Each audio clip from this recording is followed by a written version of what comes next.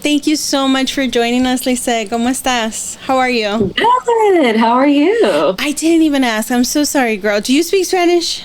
Yeah, I do. Okay, because I speak a lot of Spanglish because I get lost. Sometimes I can't finish in Spanish. Sometimes I can't finish in English. All good. How are you? How are you feeling? I'm good. Been a crazy season of life and business, and summer's almost over, so time for the next season. Yes, I'm so excited for fall and winter. My favorite months. My favorite months. Oh my God. I see that you are located in Colorado and New York, right, girl? Yeah. How do you... That's like such a huge difference.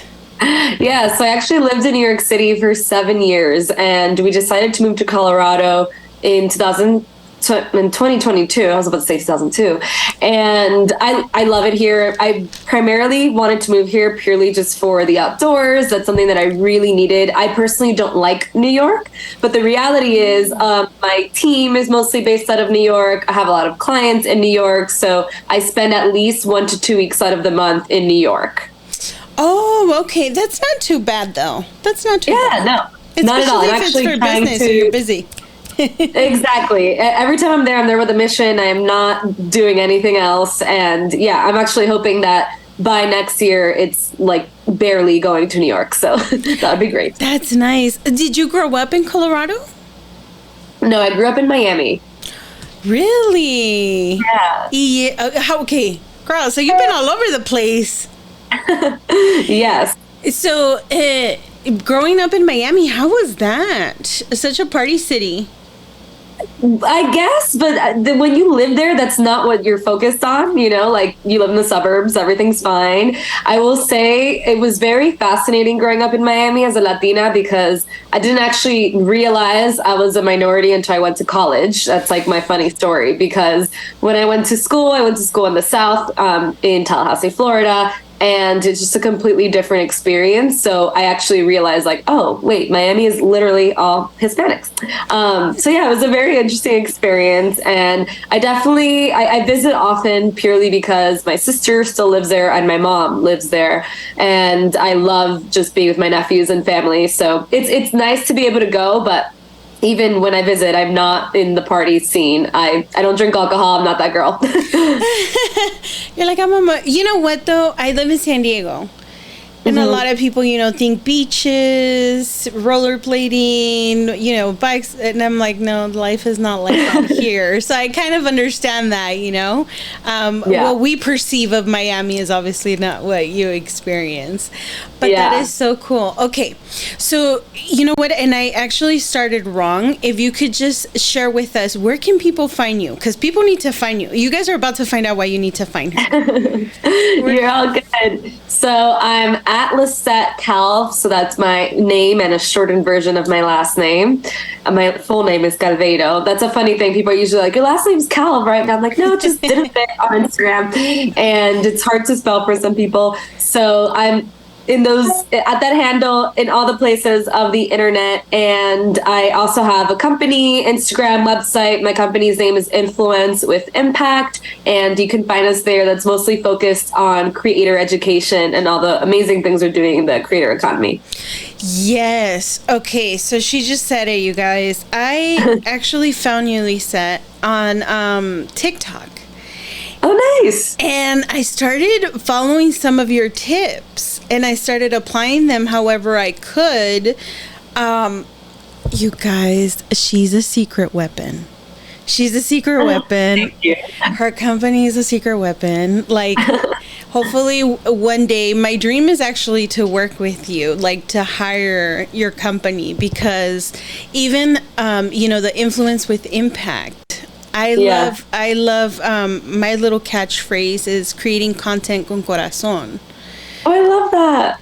Yes, because I feel like, yes, the internet can be very funny. It could be a very sad place. It could be a scary place. It could be a mean place. It could be many things, right?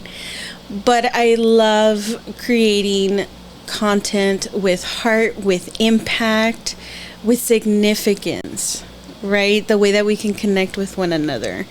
And to learn how to do it efficiently, it means the world. So let us know, how did you start? How did you start Influence with Impact? So I actually started my career in the influencer marketing space in 2012. So I worked at a PR agency, and the extent of what we were doing with influencer, air quotes, was we would pay bloggers to talk about our products. So for those who are familiar with public relations, our job is to get our client's story, our client's messaging out into the world. And while at the time, this is 2012, the real places clients wanted to be was in the magazines, in the newspaper, on the like shiny websites, the glossy websites. There was a little bit of need for the blogger space as well, because the fun thing is, while yes, you can get yourself on Refinery 29, right? Amazing website to get in the eyes of millennials.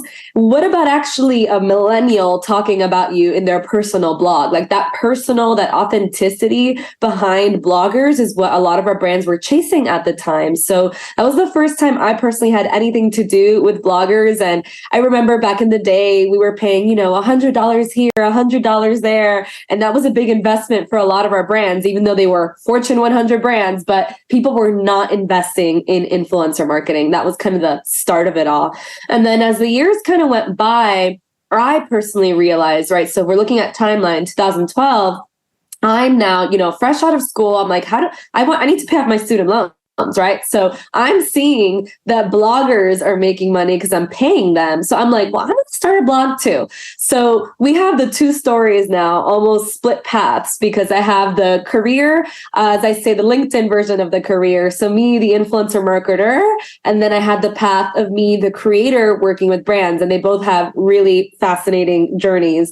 So sticking to kind of the influencer marketer side of it all, what happened there was over the years, especially as Instagram kind of became really important, as Facebook, remember that Facebook was really important, and YouTubers were a big deal for our brands, we would then start paying more of the big bucks to creators, especially the ones making video content. So the YouTubers were getting paid the most, and essentially would say, here's our product, can you review it? And we'll pay you, thousands of dollars for it. So it started to then kind of evolve into social media. And over the years, because I used to call myself the token millennial at all my jobs. And now I'm like, oh, somewhere out there's the token Gen Zer, and we're asking them for advice.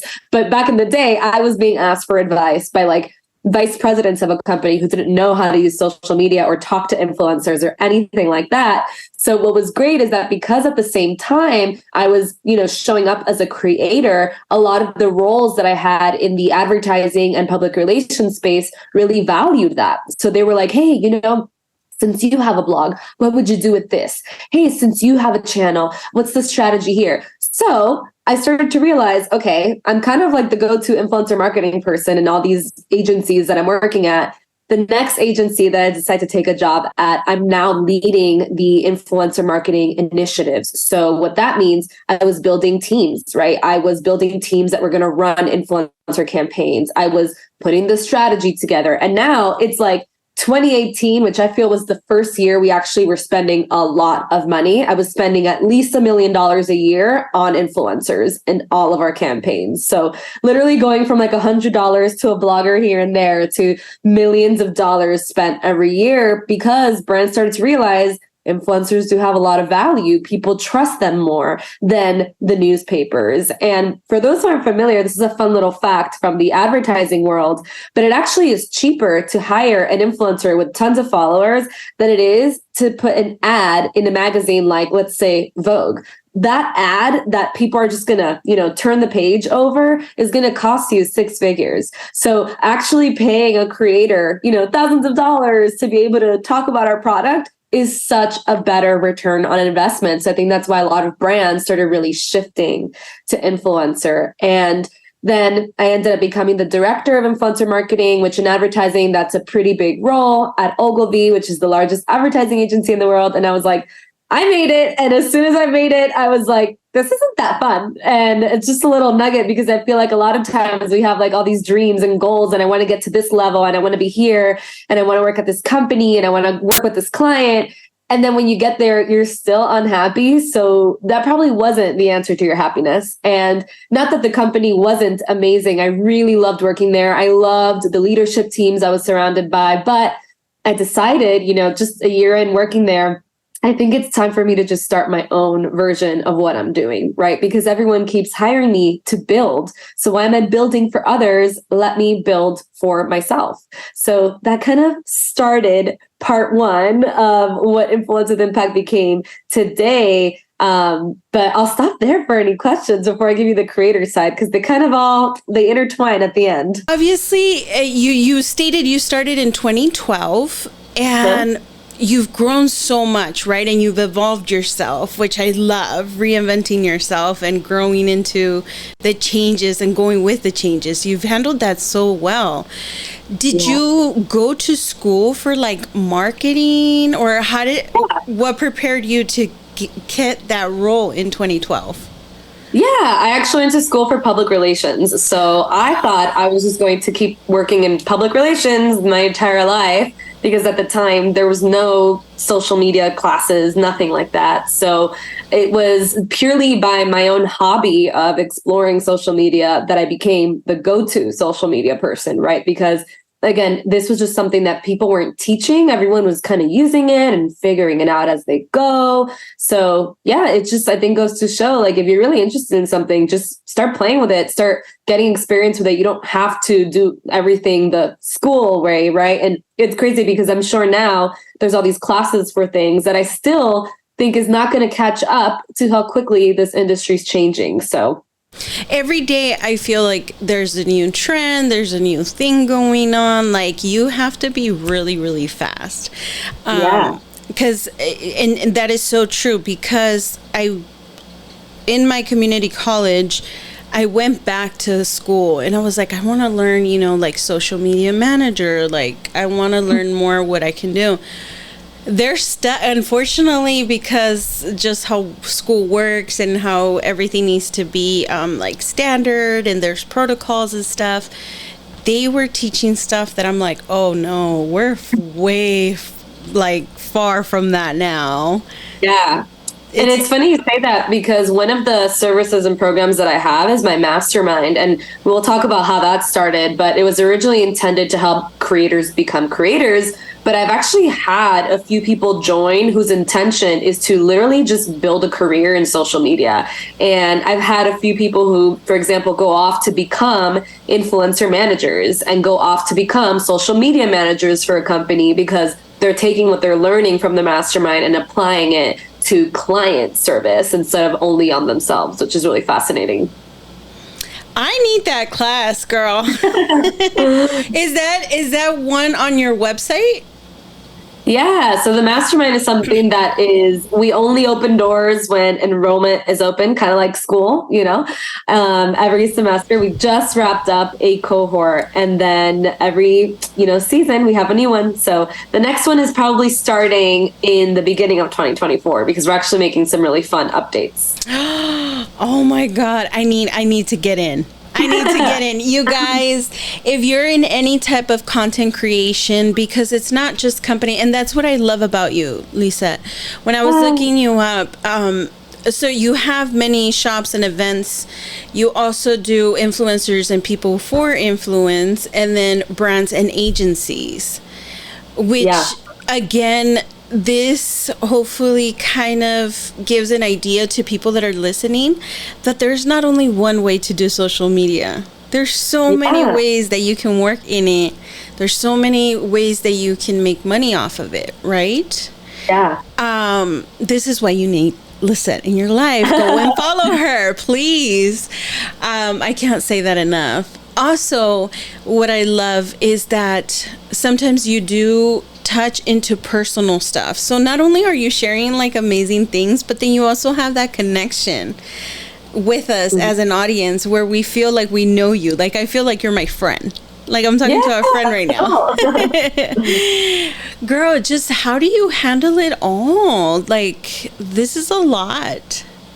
Yeah, I mean, it always looks like a lot from the outside, but it's because we have a very smooth wheel and system on the backside. But I will say first and foremost, like we haven't gone through the entire how the company started, but right now I have a team of 5 people. So everything you see is not done by myself. I have a team of 5 people. One is an operations person who's literally running the back end of everything. We have a finance person who's making sure invoices are sent, paid, people are paid, teams are paid. I don't touch any of that, bookkeeping.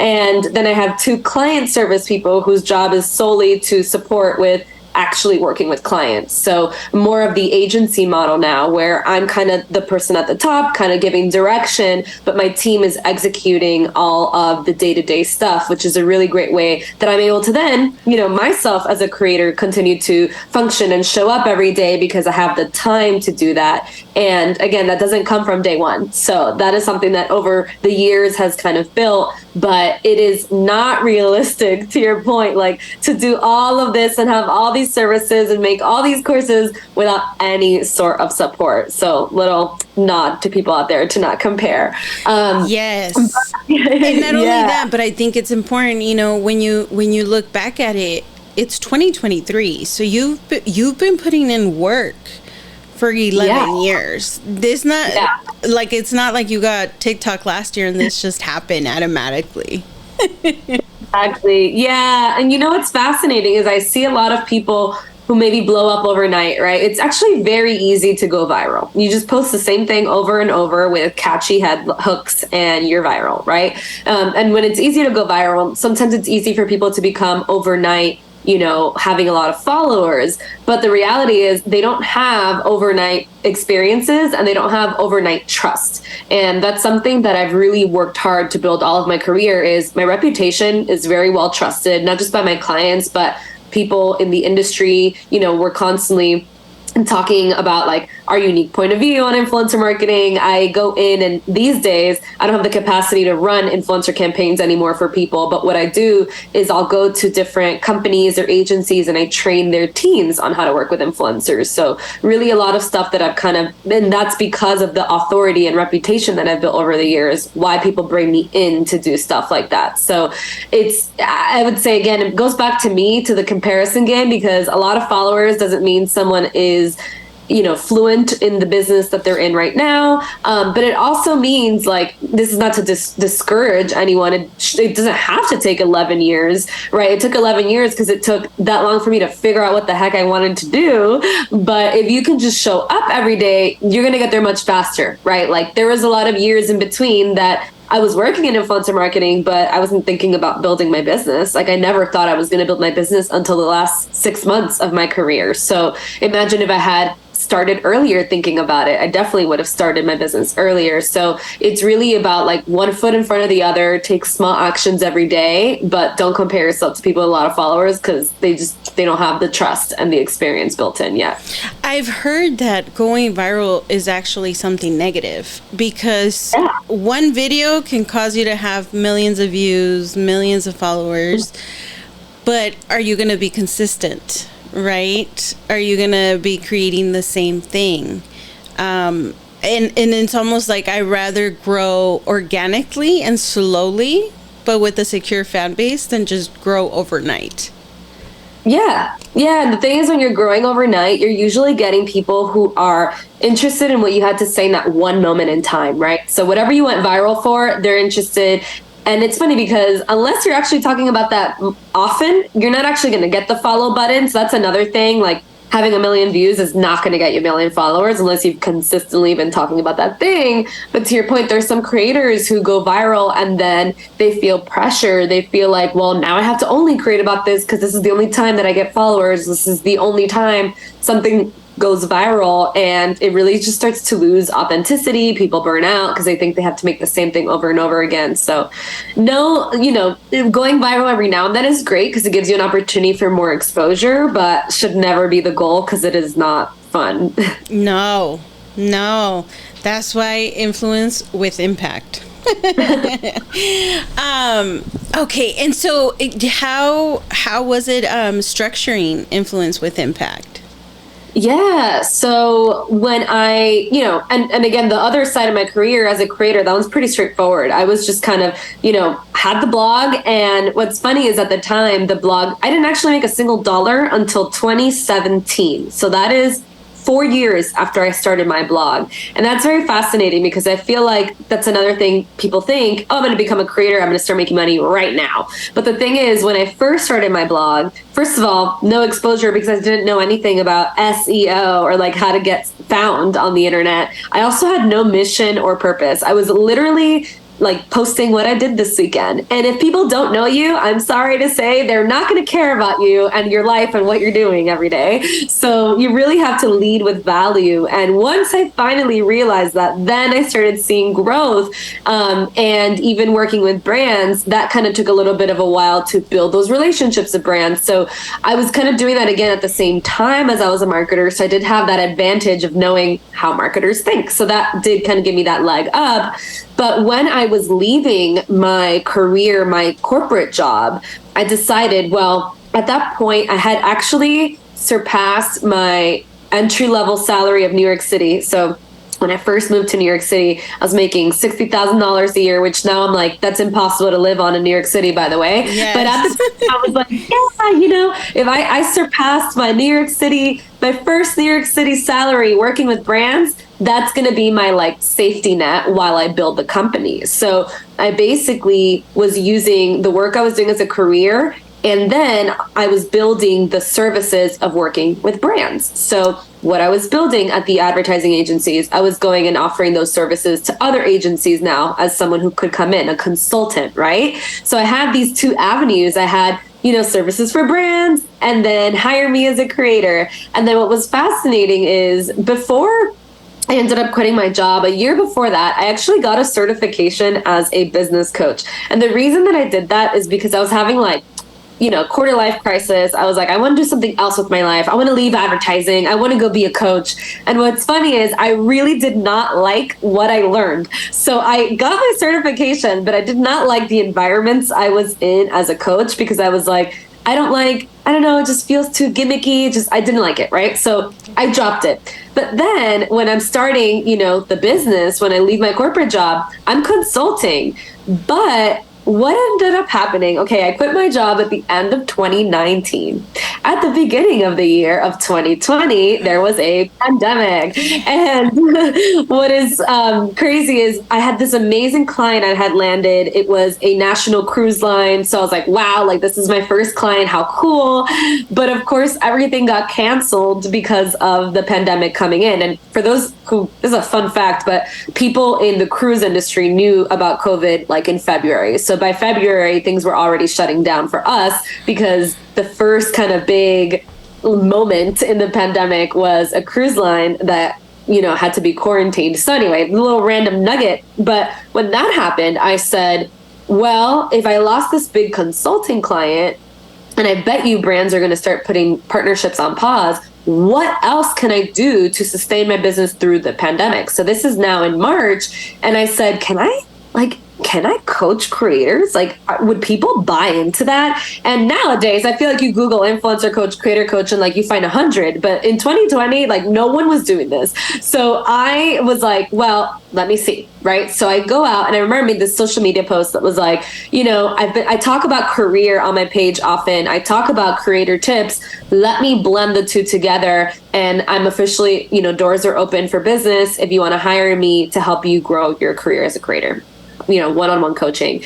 And I actually got a few clients and I was like, oh my God, this is so exciting. And what's crazy is now in comparison, you know, I was excited about my one client paying me like $40 a session. And now it's like impossible to book my time under, you know, hundreds of dollars. So really humble beginnings.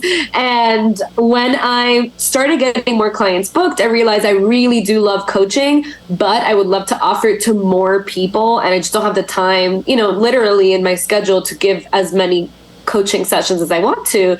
And that is how I built the mastermind, because the mastermind's goal was that I could coach multiple people at the same time in more of a mastermind setting where we're in, you know, there's a do-it-yourself course material so that I don't have to teach you everything myself. And then we come and we talk and we strategize and figure out what everything means for you.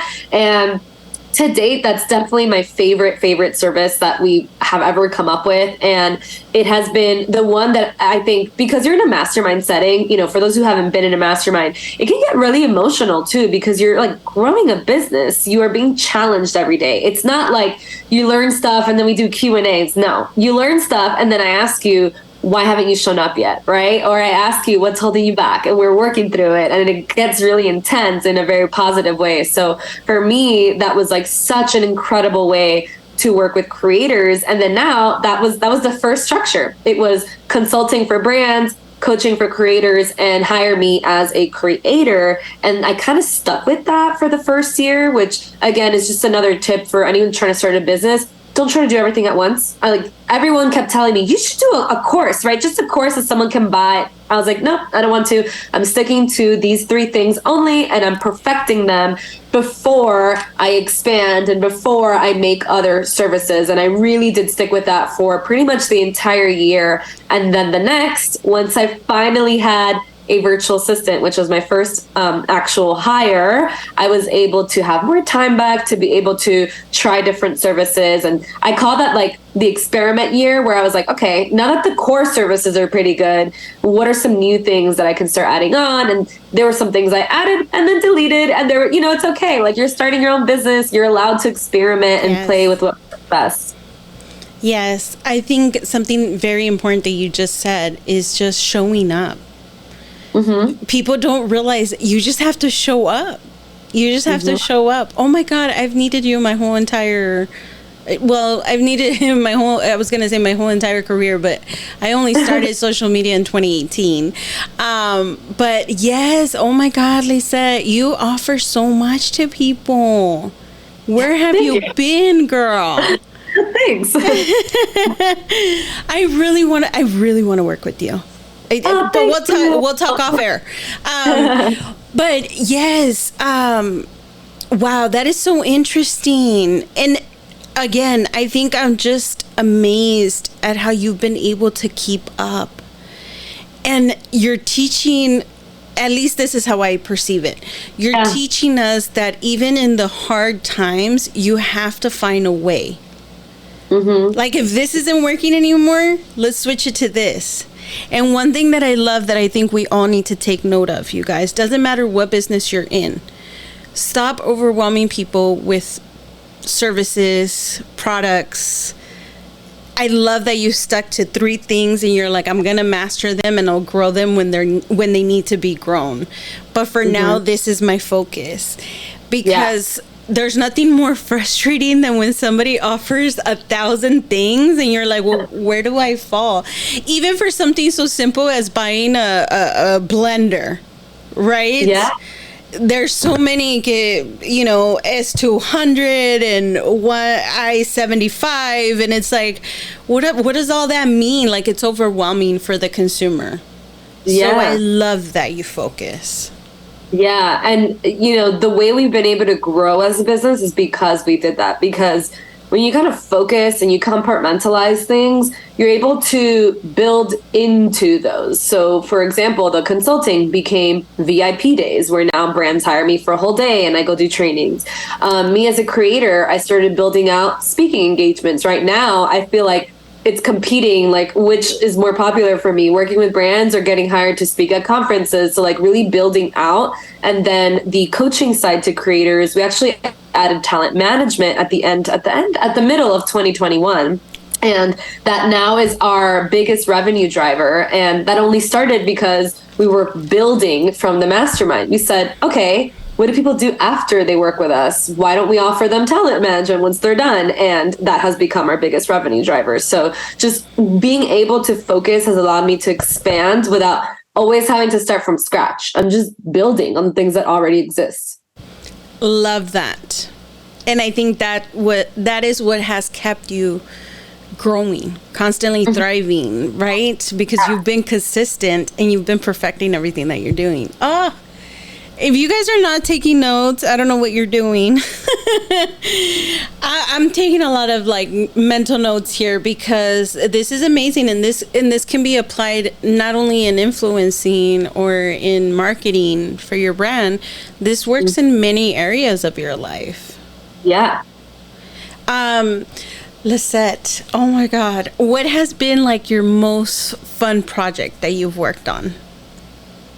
Well, oh man. So I actually have over the years worked closely with Instagram themselves as kind of a creator educator. And that for me has actually been like the dream. So I've worked with them in different ways. I've made content for their Instagram's Instagram channel, which is very meta.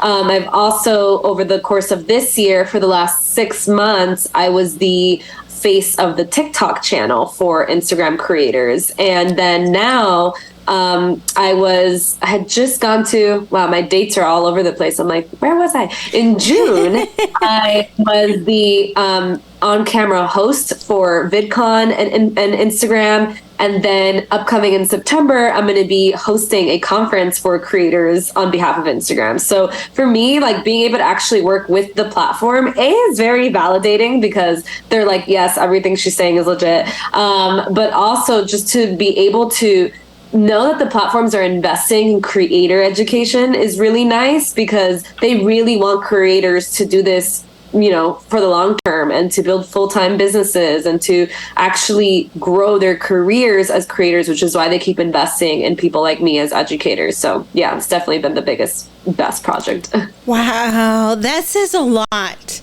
And you know why? Because I've come across, and at the beginning when I first found you, like before I even dug deeper into you, there's so many like social media coaches on social media. Everybody knows what to do. Everybody's giving you tips and tricks and, guidelines and all this stuff.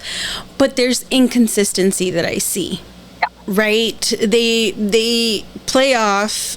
I don't want to say that they lie because I don't know that to be a fact. But most of the time you can tell that they're lying just because it's like, come on. Then what? Like you're on live 24/7. And you're creating these videos that have nothing to do with social media. Like you're trying to be an influencer, not a social media coach. And then when I found you, it was different. It was like a different era. For some reason, I right away felt like she's the real deal.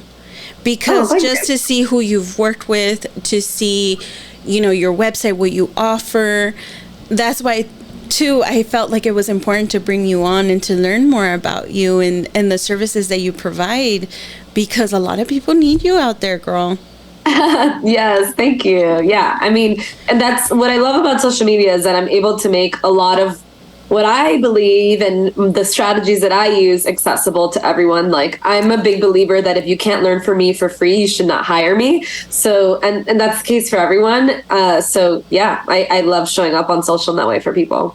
Yes. So if say that somebody listening right now wants to be a influencer, right? Whether it's a mom or whatever, they want to be an influencer. How would they get in touch with you to work with you? Well, easy thing to do is you go to our website, influencewithimpact.co, because there's definitely different avenues now. So again, we've been in business, so I can't do math. It'll be our 4th year in business now. And in the beginning, right, it was very much like, here's your 3 options, good luck.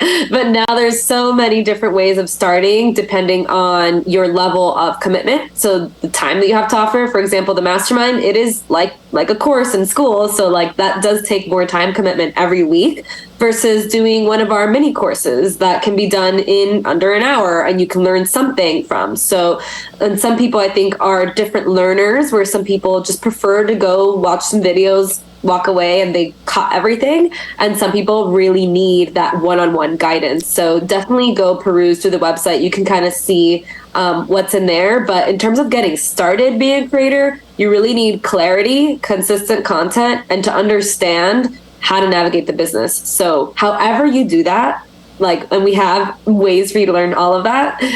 We're here for you, but depending also where you are, right? I've had some people reach out to do one-on-one sessions with me where they're like, I feel pretty consistent, I feel pretty strong on my content, but I really don't understand how to talk to brands or work with them. So we do a one-off strategy session, and for them that might be enough, right? And there's some people who are like, I literally have no idea what I'm doing, or I'm an old creator, I've been creating for a while and I feel stagnant. So they join the mastermind because they need more intensive support. So it really just depends on the person and how you like learning. I love that. Oh, girl, I would start from zero, even though I've been in it, but I feel like I am lost. I feel like a deer in headlights. Like I would want to start at the bottom and work my way up. Everyone's been there at some point. But I love that. And you don't need like a minimum of subscribers or a minimum of you being on the internet or anything. Nothing, zero. We've had people start from scratch, and then people who have hundreds of thousands of followers that just need support because they either, again, are stagnant or they're overnight successes and have no idea how to manage whatever just happened to them. So yeah, the only service that we have restrictions around is talent management, purely because that is the most high demand, and we do have kind of limitations on that. So you would have to have been working as a creator for years and making a minimum of an income to be able to be represented by us. So so then you can manage the influencer as well. Yes, yeah, that's what I mentioned was something that we built after our mastermind. Okay, I just connected. Yeah. I'm like in awe of you, girl. I'm so sorry. I'm You're like good. in awe. I'm like, oh my God. How do you not have a bigger team? Oh my goodness. Because we're very limited on who we accept as clients, like it's never been my goal to build like a giant, agency. For me, it's work with incredible clients. And if that means, hey, we can only accept, for example, talent management, we only accept 4 people per year, which is really, really low in comparison to other people who have, talent management agencies only. But it's because I have a kick-ass team and I don't need to hire more people yet. I just have really amazing clients and we do really great work for them and everything's happy and fine. So, yeah. Wow, Lissette. Okay. Now, for the future, what can we expect from Influence with an Impact? What are you guys currently working on, or what can we see? Where do you see yourself in the future? Well, I do think, for starters, we really love creator education and creating spaces for creators to continue learning and connecting with each other. So, for example, the mastermind for me is like the ultimate, like, not to brag on myself, but I just know for a fact nothing like this exists. So for us, the biggest focus of the next few years is going to be making that more available to more people, because that's the mastermind as well. We only take 20 people per semester. So it's like, how can we make it so that more people can join our stuff and not have it be so closed door or limited access? So that's the big thing that we're doing. Same with talent management. Like, I will definitely want to expand my team. And, right now we're in training for someone new. And what's actually really fun and I'm like really excited about is our mastermind actually serves as the training for our talent managers. So I've actually never hired a talent manager who was a talent manager. I've always hired just really good, like, ethical working people, organized people, and they go through our training and then they become managers. So it's kind of like a really fun certification in some ways. But if we have more, talent managers, then yes, we'll be able to accept more people for talent as well. And again, that's more for the creators who are at the advanced level. Like, you're already making, good money, good salary every year working with brands. Wow. Now, what is the longevity of somebody that is influencing? Because I noticed, like, influencers or even YouTubers that I used to follow that were really big at a time, and it almost seems like they hit the peak and then it's kind of slowly starts declining. Yeah. Is there like a longevity? Have we had enough influencers and stuff to kind of see how long they can last? Yeah, I don't think that there's like a shelf life for influencers, but I do think that the people who stick to doing the same thing forever will flop. You will have a flop era because social media is constantly evolving. Like if you didn't adapt and start making reels, you're probably gone. You probably like are not relevant anymore. Brands aren't hiring you and people are unfollowing you because you're not like your content is just not showing up as much because of the importance of video, right? So for me, I never want anyone to feel the pressure of thinking they have to keep up with everything, but you need to actually reinvent quite often in this industry and not from scratch, right? It's more about evolving. So for example, is there a new type of content that you want to start making? Is there a new series you want to start making? I have seen some creators, and I was actually talking to a friend. There's a creator peer of ours who literally, I checked her following yesterday. She hadn't been showing up for me for almost a year. You know, when I first started following her like 2 years ago, I think she had 10,000 followers, stopped showing up for me.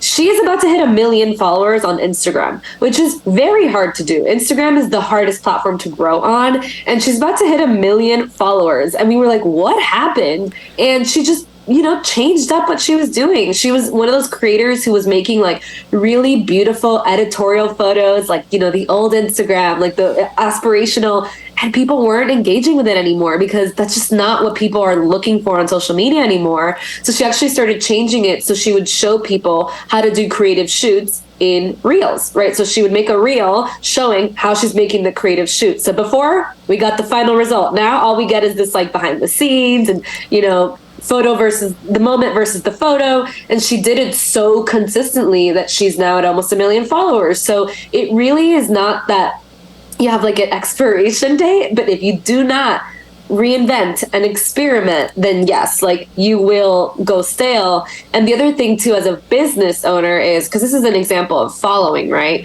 For you to sustain your business and for you to continue making money as a creator, you have to diversify your revenue streams. And what that means is like, if you're only working with brands forever, yeah, at one point things might get stale because at one point, like you might not be the target person that the brand is looking for.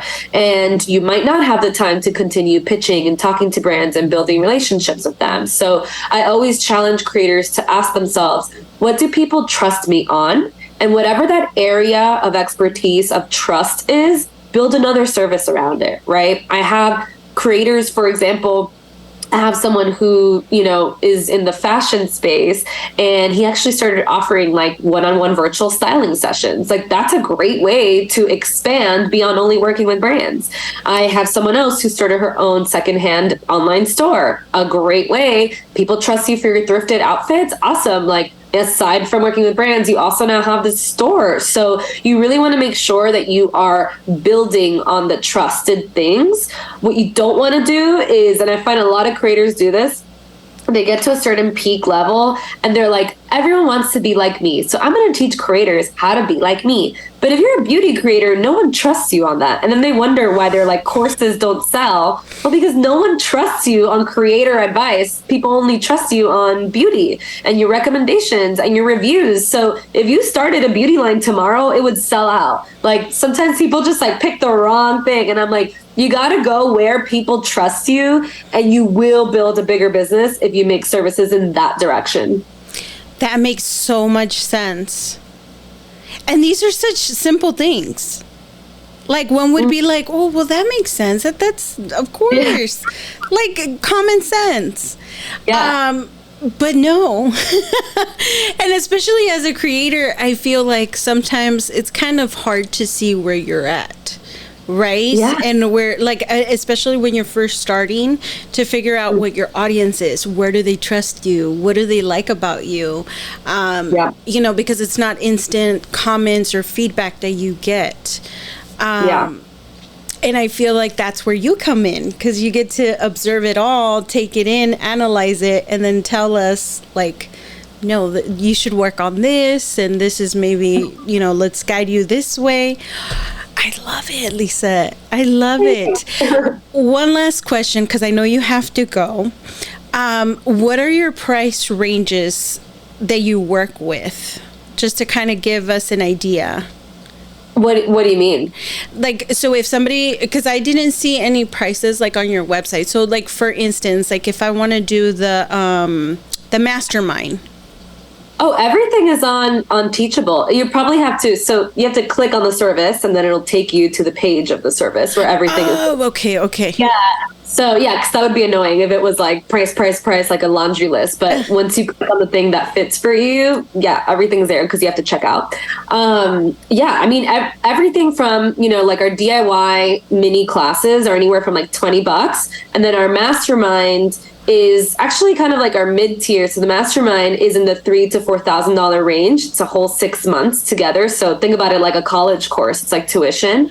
And then working one-on-one, I would say, is the most expensive. So that range is $600 to $700 per session. So it really just depends, right? I always tell people, like, if you like the hybrid one-on-one, but also online courses, the mastermind is a great value because it's like getting 6 months worth of me for a fraction of the price. Because if you went the one-on-one route, that would be a lot of money. So yeah, that's kind of like the ranges of how people can access. But again, there's everything from the $20 to the thousands, like a traditional university style. So yeah. I love that though. I love that because it can fit so many budgets, and it's not like you're saying, if you only have $20, I'm not going to work with you. Like, there's options. You can work your way up.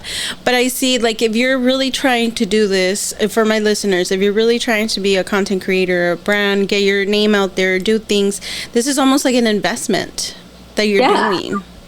Yeah. And I mean, something to understand too, and this is not just for me, but anyone that you're investing high in, is ask yourself, how are they investing their money and their time? And something that I really value myself is, I'm investing in coaches. I'm investing in people to come in. I'm investing in team members, right? Like, my team members get a really competitive salary. We have our hourly employees, minimum wage is $30. Like, you don't see that in other, small businesses. But for me, it's important to ethically pay people, to invest money in strengthening my skills so that the money you're investing in me is worth it for you. And just really, having an ethical, valuable company. So always ask yourself, like, spend some time before hiring someone for a lot of money. Like, what are they really investing their money on? Because I see this also with like some coaches where if I go to their page, all I see, and by the way, there's no shame in luxury shopping. I love secondhand luxury sometimes. So like, it's not about that. But if all you're doing is flexing, right? And like flexing the life you're living and like the purses you're buying and the car you're driving,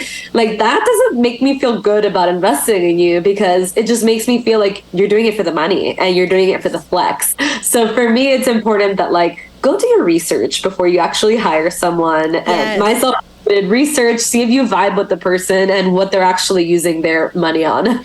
Yeah. Oh my God. Thank you for mentioning that. Yes. Because when I see that, it makes me question, like, okay, well then what are you doing this for? And, and you get to have a Chanel bag, but I'm the one paying for it. And I think a lot of people forget that if you're trying to do business, if you're trying to be an influencer, you have to have professionalism. And this is what a lot of people lack. Yeah. But this is like a job. Yeah. You wouldn't show up to your boss's office, flashing everything that you've got with your paycheck. Wow, Lissette. It's been such an honor to have you, to be able to talk to you. I really appreciate your time. Thank you. I know you're a very busy woman, but I hope that everybody has learned something and is able to go and find you. If you guys are watching us on Spotify or YouTube, you'll see that her handles on the screen and on the description box. If you're only listening to us on the Apple Podcast, Google, whatever you're listening to us, go to the description box. All her links will be there, and you guys will be connected to her website and her social medias. Thank you. Yes. I hope you can come back maybe when you have a little bit more time and we can get a little bit more in depth. Sure. Yeah. If you want to pick a topic that goes more in depth, I limit myself to one podcast interview a month, which is a random. If you ever you're busy. So far ahead. Yes. Yeah. And it's funny. It's not even like time, but for me, it's like a big energy investment, right? So I'm like, I want to give you all my energy, and I don't want to have to be like, I have another podcast tomorrow. So if you ever see my time being like very long ahead, it's for that reason, not because I'm like that busy. No, I completely understand. I I honestly appreciate you very, very much and your time. And I hope, like I said, if somebody takes something away from today. Yeah, thank you. So thank you so much. And I will see you guys next time. Bye. Bye.